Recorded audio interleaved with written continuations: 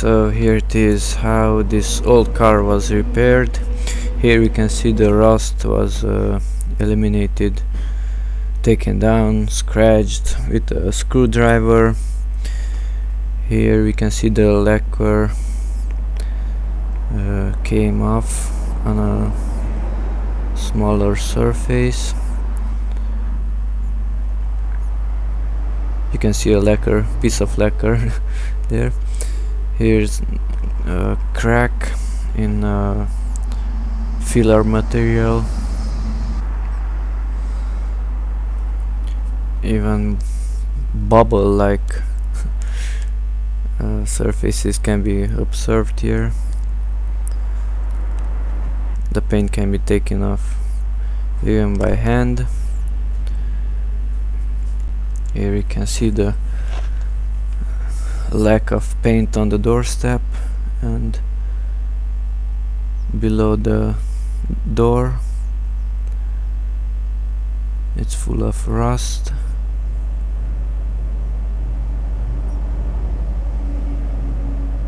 And even some small holes. Some rust here below the windshield and above the windshield also.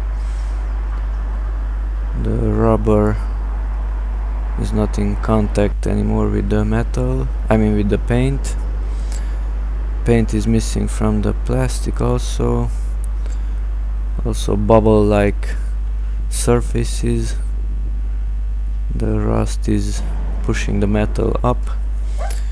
Here the metal was bent a little bit. Here it was hit, smashed. Here the ice in wintertime took off the paint. Doorstep again on the right side. It's full of foam, polyurethane foam. This is a quick solution to fix those cracks and holes. It holds pretty well, but in time it degrades. Some more rust. This was taken off by the ice when the door was open in wintertime. Here I could even see out if the interior of the door was taken off. This is at the rear wheel, full of rust under the left rear door. And after I smashed these pieces, and the hole became even larger.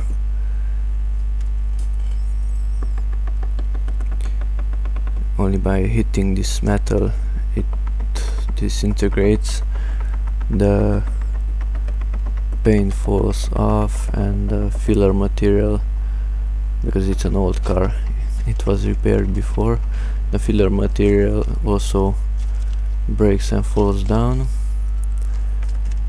Here the metal is extremely thin and also rusted. It can be taken off pretty easily, and after it was cleaned a little bit, these holes were visible. The metal is clearly degraded, rusted. This is in front, the front of the car. If I left the hood up, the water falls down there, and those holes will be created by the rust. Rust is everywhere on this car almost. Another hole in the lower part of the car. This was even smashed a little bit. On the doorstep, more rust. Just ignore the dog if you can. This is the right side of the car. The filler material is covering partially the rusted area. the foam is also visible inside some of those holes.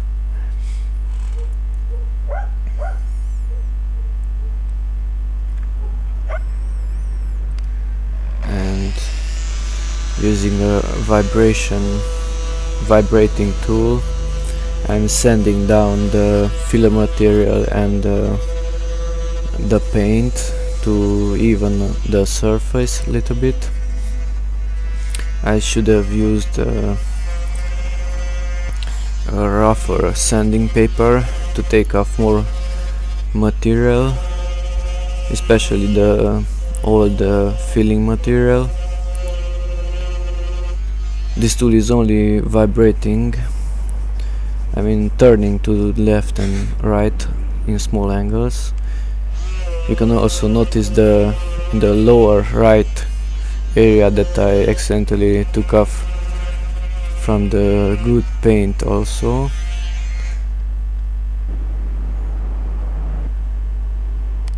Using the same tool. This time I will take off a little bit from that plastic, this one, the black plastic.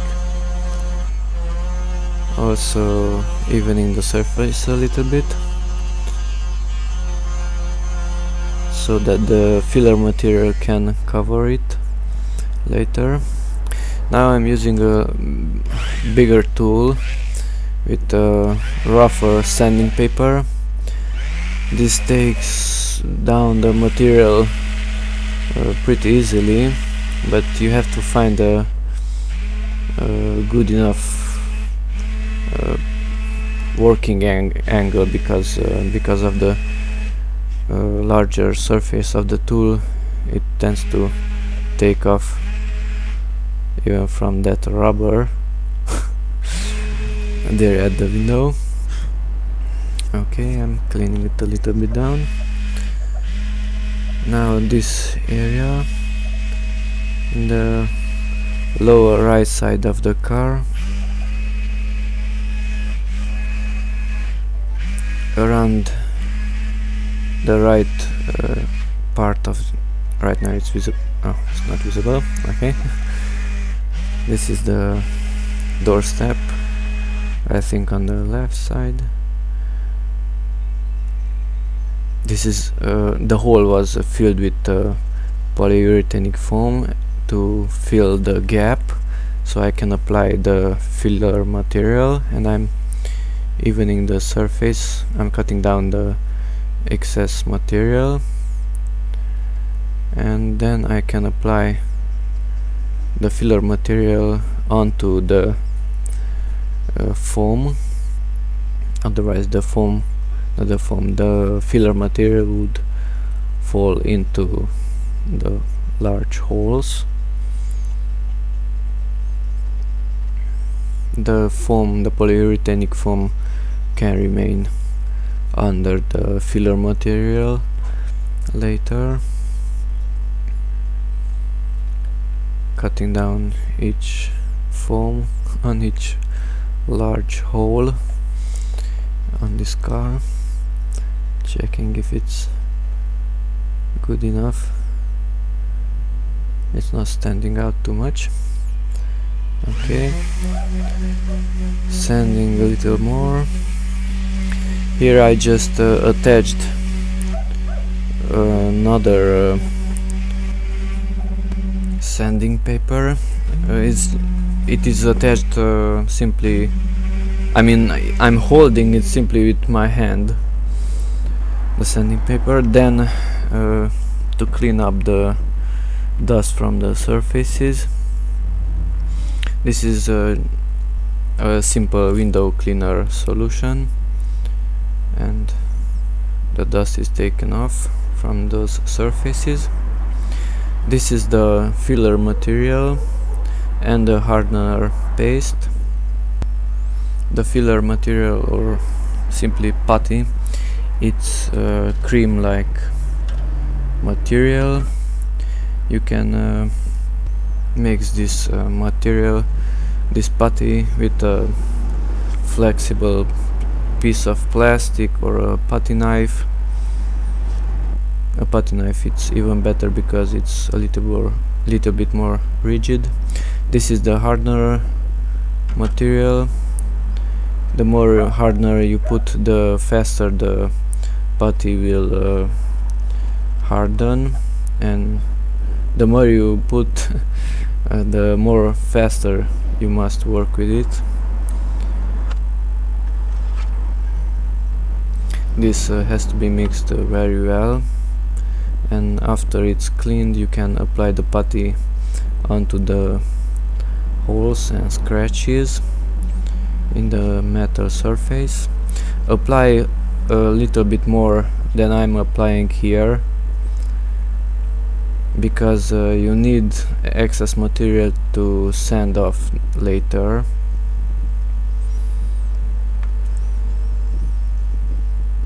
If you don't have enough material, enough putty, then you will have smaller uneven surfaces.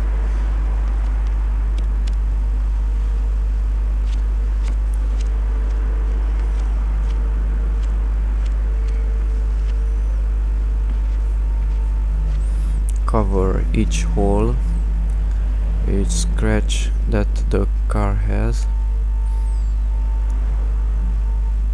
Stretch out well the material.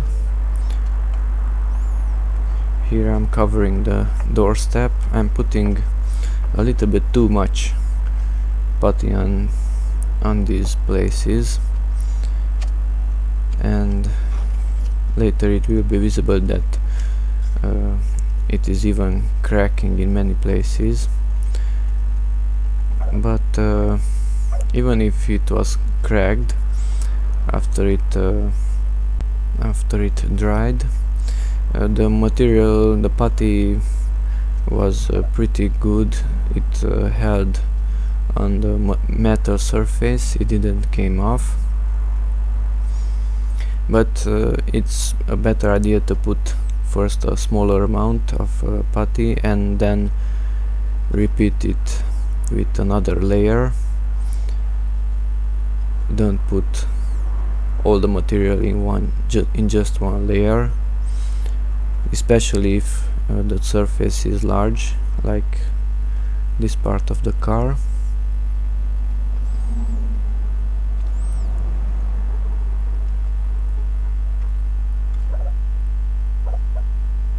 You have to work pretty fast with this material because it hardens. This is the finished product, halfway finished.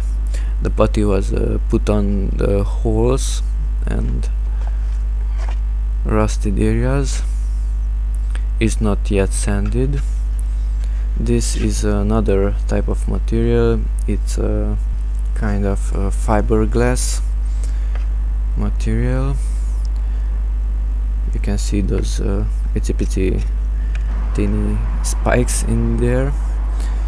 That's the fiberglass. This is a simple putty. This is not fiberglass. This metal was full of holes from screws.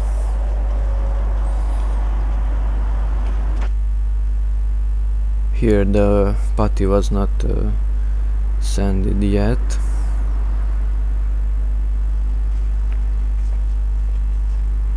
Here in this area I joined two different metal parts with putty. Don't do it because the metal parts will slightly move and the putty will crack.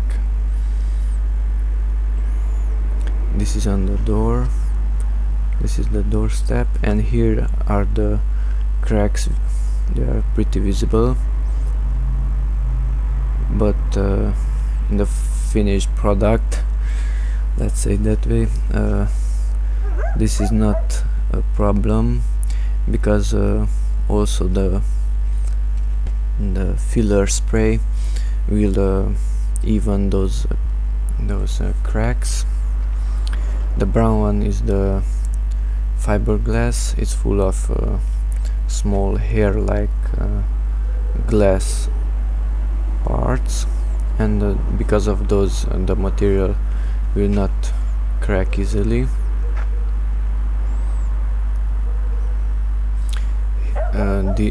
It's pretty difficult to work in these areas, especially when you have to sand.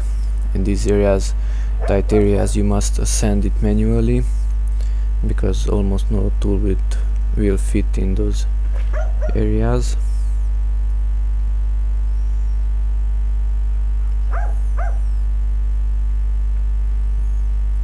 And this is the, just open the door, this is a large hole. It's also a little bit cracked. Under the hole it's covered first with polyurethanic foam that holds the putty. The putty is only on the surface of the hole. This is the sanding paper P500. That's the grain size. The larger the number, the rougher the paper's surface. This area was sanded already. It was very smooth and soft to the hand. This area was not sanded yet, it's visibly rougher. The paper can be easily torn off of the sanding machine. You just peel it off.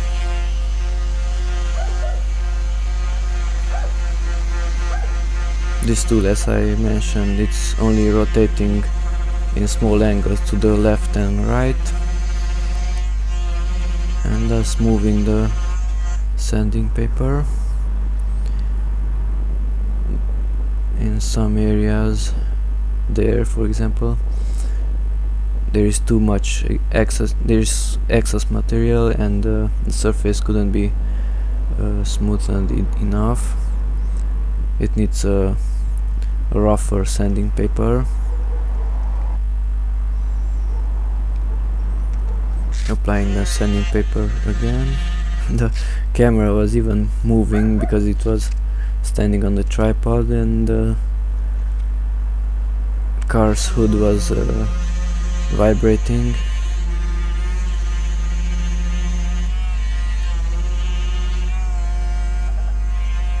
So first use a harder, rougher sanding paper. You can see small dents on the surface of the putty. It's not too smooth yet.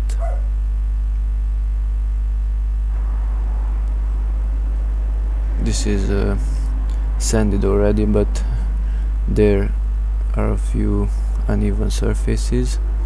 But although it was very soft to the hand, but I was in hurry and I didn't finish it too well. Here I'm just cleaning off the surfaces again with a cloth and the window cleaner solution. When you sand the putty, you will sand the paint a little bit, but that will be covered by the new paint. This is P80. It's a finer sanding paper than the one used before. This is for the rougher areas where the putty was not even enough. This is the primer spray, which has to be sprayed onto the sanded putty and then sanded off with a wet sanding paper. Some dent is visible there and some bubbles.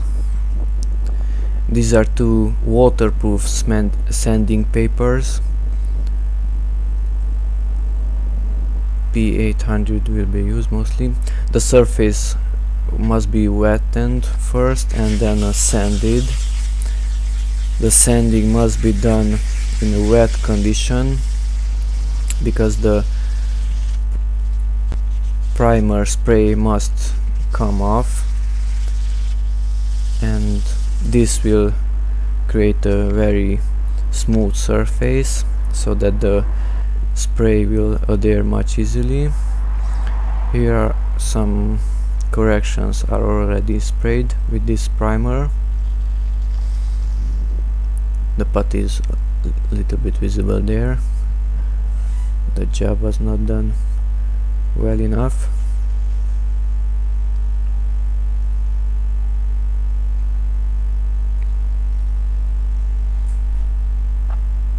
All surfaces which contain the putty must be sprayed with this primer. The primer sprays color, as you can see, it's gray, almost white, and if you put too much even that one has crack on it. If you put too much primer on the surface, then it will be visible under the paint layer. This is the paint I used. The packaging is a standard one, I think, because it was filled there at the spot where I bought it, and in the same metal container, it's blue, it's visible. In the same metal container is the lacquer also. You have to shake it well to mix the inside material, the paint. Here a few corrections are already painted, and it's kind of visible. The primer material underneath is visible. Now I'm going to spray it here. You must move the spray from left to right or from right to left. Don't move it in a vertical manner, because the jet of the spray, it's a plane like surface, so move it to the left or to the right, or right to the left, and hold it at a larger distance than what I'm doing right here. I was doing it closely because the wind was blowing, and otherwise the paint would be blown away. It's much more shinier in those areas where it was painted. It's not yet dried, so the color is not perfect enough. Neither in the finished product the color won't be perfect enough. Here we can see some stripes where the spray was moved. If you want some more professional results, you have to use larger tools to spray on a much larger area, or hold the spray itself at a much larger distance, let's say half a meter, 40 centimeters, something like that. And I had another problem. It also rained, and I worked outside, and as you can see, it also absorbed the water, the rainwater. So don't work outside, and don't work especially in rainy conditions. And even my nail can be introduced into the putty. It's not yet dried, and also it's raining outside, so it can dry. But I repeat, the finished product, it's good enough for a beginner. Also, although I was working in rainy conditions, the finished paint was good enough.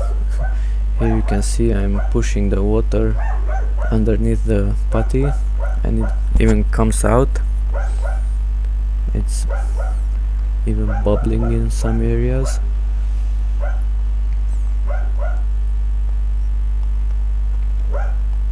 It was fun even to watch it bubbling. But in the end it dried up pretty well. The material of the putty didn't came off at all.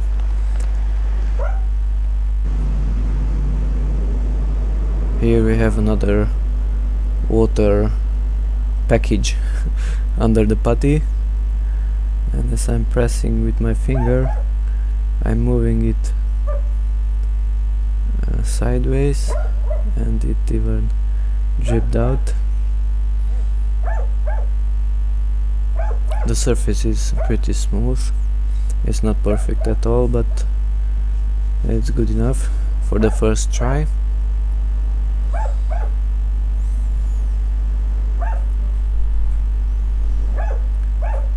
This has almost no bubbles, only some tiny ones.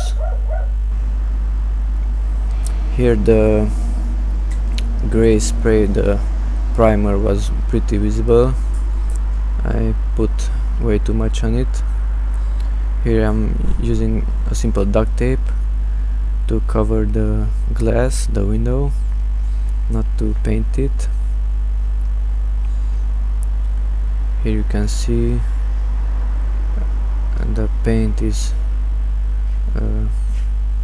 not the paint, the clean surface when the primer spray was added left a much shinier surface behind. Also it's much more smoother to the touch. After you wet sand the primer spray down, the paint is pretty visible. I mean the primer under the paint. And here you have this vertical spray mark because I moved the spray vertically like this instead of horizontally like this. So don't do such a thing, because we'll spray the paint in one line, and this is a water drop, and here we have the water drop itself, and it's even painted. So I was painting in a rainy day and I painted the water droplet itself and the water contains the paint. That was not sprayed with paint.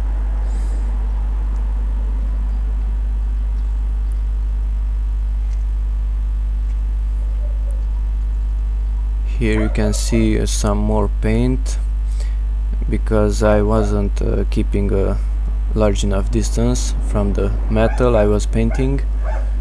Some more marks, too much paint on a small area. And this is the metal dust from the spray, the paint spray, because I haven't shaken well enough the spray. And this is the lacquer spray, which is, this one is in the same container as the paint. Hold it at a larger distance that I'm holding it, and work inside, not outside, because the wind will blow away much of the lacquer.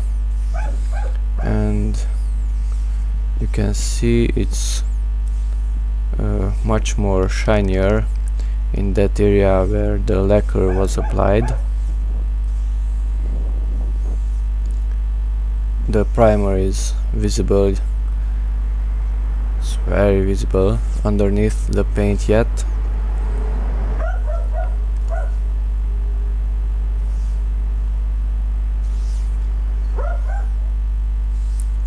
And if you don't use a professional tool, some stripes will be visible. When you start applying the material from a spray, keep it at a larger distance and then close close into the material, to the metal material. Here you can see the stripes. Applying some more lacquer.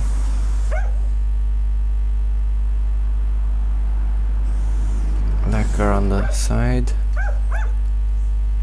It's much more shinier after you apply the lacquer.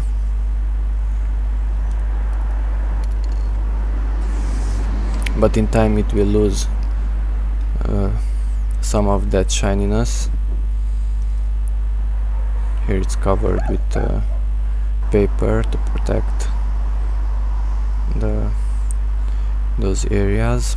Some duct tape to protect the plastic or glass, and was even raining. And watched from a certain distance it looks pretty good, but if you come a little bit closer then the spots will be visible, especially the primer spray underneath. This side was also finished, and one spray was not enough. It has almost no gas, no pressure inside to push out the little bit of paint that's inside. You can hear the metal ball inside, which has to stir up the paint. This was not finished yet.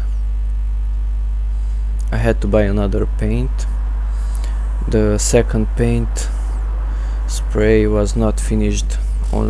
It was finished only halfway for these corrections which I had made to this car. The putty is visible on the rubber surfaces.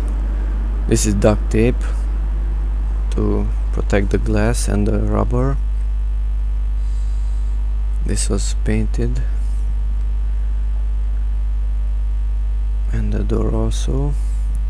And here in the back where the large hole was, it was also painted. That's the colorful umbrella that protected me from the rain. And I had no more paint left, so these areas were not finished. The dog was helping me. And here, after a day or two, we can see the water droplets on the car surface. Here also, and to the right we don't see any water droplets, only smooth surface. So the droplets were on the car only on those areas where I applied the paint and the lacquer, and on the original paint the water simply poured down. There were no droplets visible on those areas. Here you can see around the wheel the water droplets. And after another day it looks pretty good. So the paint must dry. Here on the rubber surface we can see the putty that sticks pretty well onto the surface, so you can take it off hardly take it off. It's shinier where I was applying the lacquer. I also put lacquer on some plastic areas, for example here and here. As you can see, the mirror is much more shinier, the black plastic.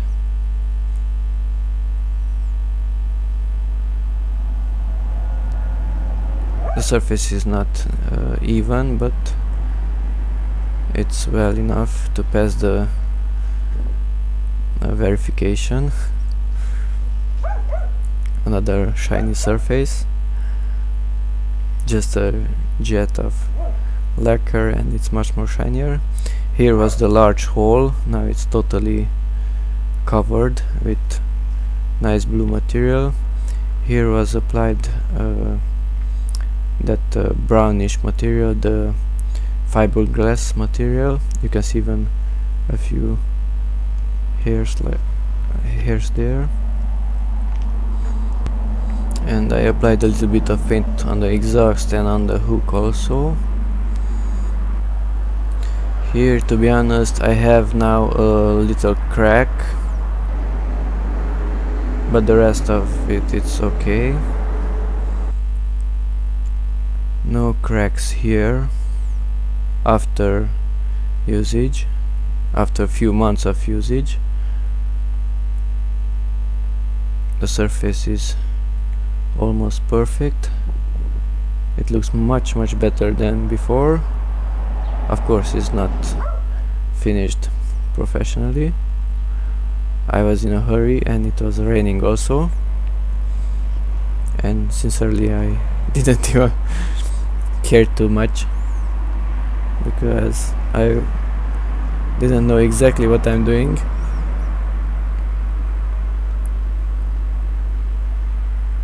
Some more putty on the rubber. Here was another hole, and now it's solid material. The metal sounds a little bit different, but this is solid also. To have a much smoother surface, you have to add another layer of putty and sand it once again and once again. And here are some photos with the repairings, and then some before and after style photos, before repair and after repair.